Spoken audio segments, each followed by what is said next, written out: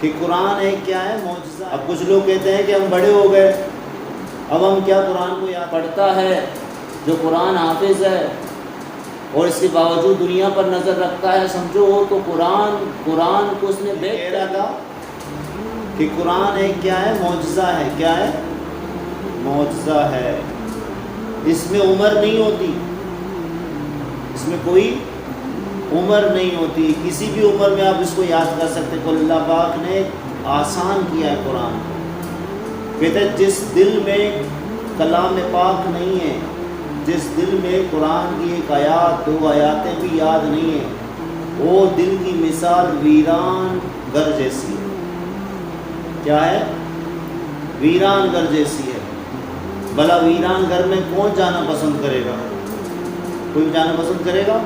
نہیں، کوئی ویران گھر میں نہیں جاتا۔ وہاں پر تو جانور ہوں گے، جنات ہوں گے، شیاطین ہوں گے، سرکش شیطان ہوں گے، ایسی چیزیں ہوں گی۔ پھر ایسے ہی دل ایمان والی بات کو، نیک بات کو مانتا نہیں، ایکسیپٹ نہیں کرے گا، کیونکہ وہ ویران ہے۔ پھر ان کے سامنے جب اچھی بات کرو، نیک باتیں کرو، اچھی نصیحتیں کرو، تو پھر وہ ماننے کے لیے راضی نہیں ہوتے، وہ ماننے کے لیے راضی نہیں ہوتے۔ پھر کیا کہتے ہیں جب ان کو نماز کا کہو، کہتے ہیں یار تم ہی نماز پڑھو، آخرت میں دیکھا جائے گا۔ یہ اس سے پہلے کے بھی قوموں نے بتایا۔ ہاں، یہ تو نصیحت ہے، نصیحت کرنے والوں کے لیے اللہ نے کلام کو آسان کیا۔ تو چھوٹی چھوٹی صورتیں یاد کرو، ایک ایک آیات روزانہ یاد کرو، بہت آسان اللہ نے کیا۔ اس کو بار بار یاد کرنا، تکلیفیں اٹھانا، تو اس میں بھی ہوتا ہے بڑا اجر ہے۔ تو کوشش کریں کہ کلام سے دوستی کریں۔ اللہ کے کلام میں سکون ہے۔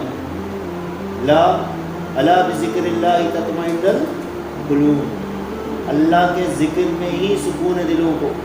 اب ہم بندہ سکون ڈھونڈتے رہتے ہیں لیکن سکون ملتا نہیں ہے۔ تنخواہ کا انتظار کرتے ہیں، سیلری ملے گی پھر سکون آگا نہیں، سیلری ملنے کے بعد بھی پھر پریشان، پیسے بڑھیں گے پھر بھی پریشان، سارے سامان لینے کے بعد بھی پریشان کہ تقسیم کرنا ہے، کسی اس کو دینا ہے۔ تو یہ تو دنیا ایسی ہے، اس میں سکون صرف اللہ کے ذکر میں۔ تو کوشش کریں کہ اللہ کے کلام کو یاد کریں، آہستہ آہستہ یاد کریں، تھوڑا سا یاد کریں، جتنی زندگی ہے، جتنا فارغ وقت ہے، اللہ کے کلام کے ساتھ لگیں، دلوں کو سکون پہنچائیں، پھر دنیا آخرت بہترین ہو۔ سمجھ رہے ہیں؟ اب کچھ لوگ کہتے ہیں کہ ہم بڑے ہو گئے، اب ہم کیا قرآن کو یاد کریں؟ او بھائی، بڑے ہو کر قرآن کو یاد کرنا یا چھوٹے ہو کر قرآن کو یاد کرنا کوئی فرق نہیں ہے۔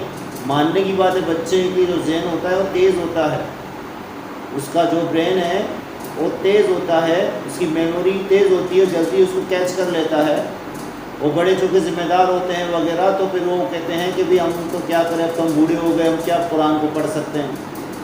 تو میں یہی تو کہتا ہوں کہ بھی پرانے وقت میں 1400 صدی پہلے قرآن نزول ہوا، اس وقت لوگ چھوٹے نہیں تھے، بڑے تھے جب مسلمان ہوئے، تو انہوں نے بھی تو قرآن کو یاد کیا۔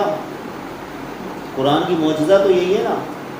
اب وہ پھر دوسرا سوال کیا کرتے ہیں، کہتے ہیں نہیں ان کی تو اپنی زبان تھی، وہ عربی میں ہے قرآن، تو اس وجہ سے ان کو جلدی وہ گیٹ کر رہے تھے۔ تو پھر میں بھی یہی تو کہتا ہوں، اگر آپ سندھی ہیں، بلوچ ہیں، پٹھان ہیں، پنجابی ہیں، میمن ہیں، جو بھی زبان بولتے ہیں آپ اپنی زبان کی 4-5 پیج کو ایک مرتبہ پڑھیں، اس کے بعد بند کریں، پھر آپ کیا ویسے ہی بولیں گے؟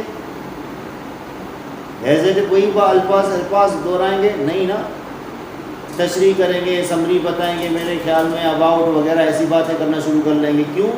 کیونکہ وہ یاد ہی نہیں ہوگا آپ کو اس طریقے سے۔ قرآن کے تو یہی معجزہ ہے کہ جس کو آپ بار بار سنیں گے، اس کے بعد الفاظ آپ کے دماغ میں، آپ کے دل میں سیو ہو جائیں گے، میمورائز ہو جائیں گے۔ اللہ کا کلام ہے بھائی، مذاق بات تھوڑی ہے۔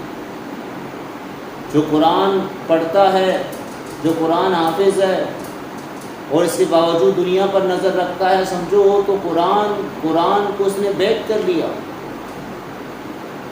اتنی بڑی چیز، اتنی بڑی نعمت اس کے پاس ہے، اس کے باوجود اس کی نظر ہے دنیا پر ہے، باقی چیزوں پر ہے، تو اس کا مطلب ہے اس نے قرآن کو بیک کر لیا۔ تو قرآن سب سے بڑی نعمت ہے، سب سے بڑی دولت ہے۔ سمجھ رہے میری بات؟ تو زبان پر نہیں ہوتا، یہ اللہ کا کلام ہے اور یہ معجزہ ہے۔ تو تو آپ ابھی سے کوشش کریں گے انشاءاللہ تعالیٰ اللہ رب العزت آپ کی مدد فرمائیں گے۔ اللہ بے طلبوں کو دین نہیں دیتا، اللہ طلبگاروں کو دین دیتا ہے میرے بھائی، اللہ طلبگاروں کو دین دیتا ہے، اللہ نوازتا ہے۔ اللہ سے دعائیں کریں کہ اللہ عافیت والی زندگی دے، رحمت والی زندگی دے، برکت والی زندگی دے، اللہ سکون والی زندگی دے، اللہ ہمارے دلوں کو اور دماغ کو سکون پہنچائے۔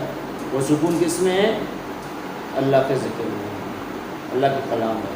تو کوشش کریں گے انشاءاللہ تعالیٰ، انشاءاللہ۔